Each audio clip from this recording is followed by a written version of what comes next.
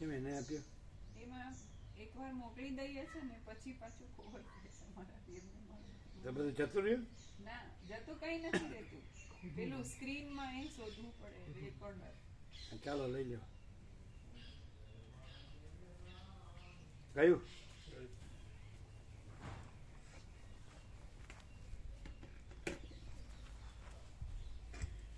આવી જાતિમાં જન્મેલો અને વળી લાંબા કાળ સુધી જીવનારો પક્ષી જો આશાઓરૂપી પાશોથી બંધાયેલો હોય તો શોક વગરનો કેમ જ રહે? પણ અમે તો સર્વદા આત્મજ્ઞાનરૂપ સંતોષમાં જ રહેલા છીએ.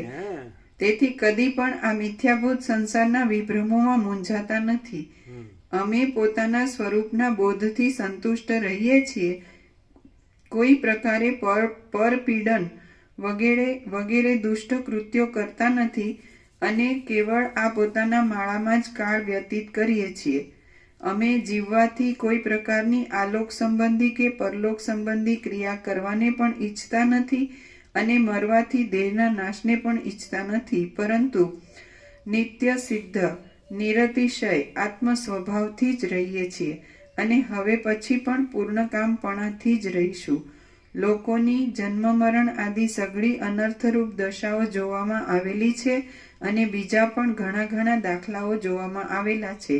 તેથી અમારું મન શરીર ભ્રમથી રહિત થઈ ગયું છે. નિરંતર સ્વાભાવિક પ્રકાશવાળા અને કદી પણ તેથી અમારું મન શરીર ભ્રમથી રહિત થઈ ગયું છે. નિરંતર સ્વાભાવિક પ્રકાશવાળા અને કદી પણ જેમાં ક્ષોભ થતો નથી એવા આ કલ્પવૃક્ષની ઉપર રહેલો હું સર્વદા કાળના યુગ આદિ વિભાગોની ગતિને જાણું છું.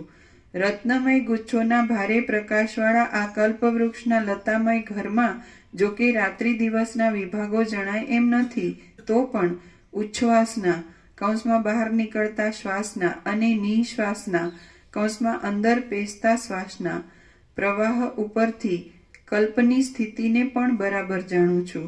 જેમાં દિવસની કે રાત એટલે બહાર નીકળતા અને નિશ્વાસ એટલે અંદર જતા. બરાબર. પૂરક અને કુંભક અને રેચક. તો પણ ઉચ્છ્વાસના બહાર નીકળતા શ્વાસના અને નિશ્વાસના અંદર પેસતા શ્વાસના પ્રવાહ ઉપરથી કલ્પની સ્થિતિને પણ બરાબર જાણું છું. જેમાં દિવસની કે રાત્રિની ખબર પડતી નથી એવા આ ઊંચા પર્વતમાં રહેતા છતાં કલ્પની સ્થિતિ જાણે છે. કઈ નથી. બહાર નીકળનાર શ્વાસથી ને અંદર જતા પેસતા શ્વાસથી કઈ રીતે કલ્પની સ્થિતિ જાણે છે?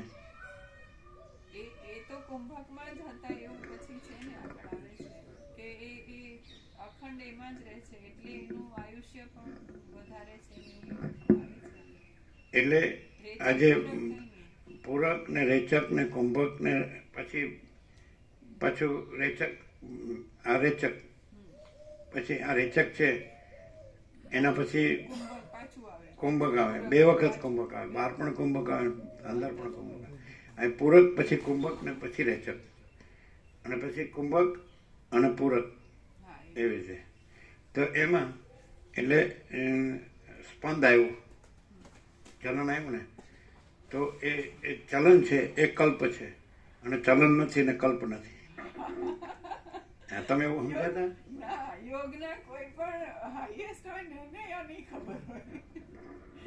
કેમ પતંજલિ નો ખબર હોય? ખબર હોય કદાચ તો એને વર્ણન કરવામાં કેમ કાચું રાખ્યું હોય? કેમ વર્ણન કરવામાં? પૂરક અને રેચક 2 સ્પંદ છે અને કુંભક સ્થિતિ છે, તો આ તો બહુ મોટી વાત.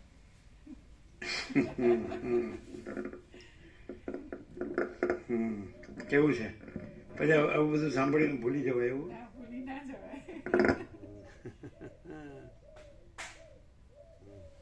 એટલે કલ્પની સ્થિતિને પાછું રિલેટ કર્યું. આ અત્યારે શું કરે છે માણસો, કોઈ પણ હું યોગ કરું છું એમ મોટા ક્લાસીસ ચલાવે ને બધું બહુ ચાલતું હોય, લોકો ટોળા થાય અને શ્વાસની પ્રક્રિયા કરતા રહે પણ એની પાછળનું કઈ શું મરમાર છે કે કઈ જાણતા. અને આ તો સીધું જ્ઞાનથી રિલેટ કર્યું કે જે કલ્પના છે એ કઈ નથી અને જે સ્થિતિ પણ કેવા પણ નથી એ તમે રિયલ. સ્થિતિ જે કીધી તો એ કલ્પમાં જ આવે.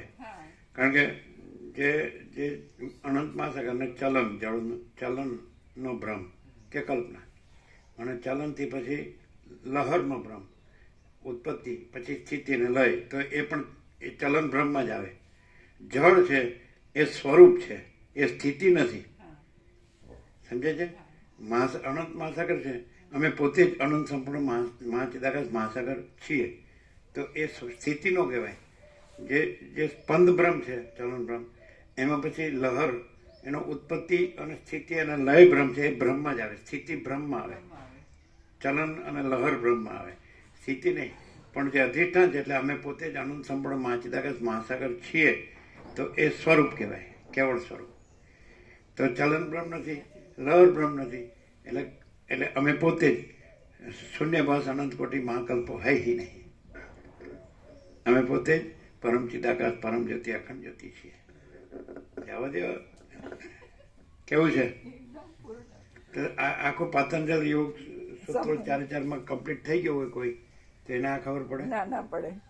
અને ધ્યાન ને સમાધિ કરતો હોય તો ના, એ સમાધિ કર્યા કરે, શ્વાસને નિયંત્રણમાં અને જે આ બધી જે રમણે કીધું કેવળ નિર્વિકલ્પ અને સહજ નિર્વિકલ્પ, એ બધું થયું હોય તો એને આ ખબર પડે? ન પડે. એની પાછળ એનો સંપ્રદાય થઈ જાય કે આ પૂર્ણ બ્રહ્મ છે. એટલે એ જે કલ્પના છે સ્પંદ બ્રહ્મ ને, એટલે ચલન બ્રહ્મ અને લહર બ્રહ્મ, એટલે આભાસ આકાર વિકાર નામરૂપ, એનો ઉત્પત્તિ સ્થિતિ લે, એને પૂર્ણ બ્રહ્મ કહે.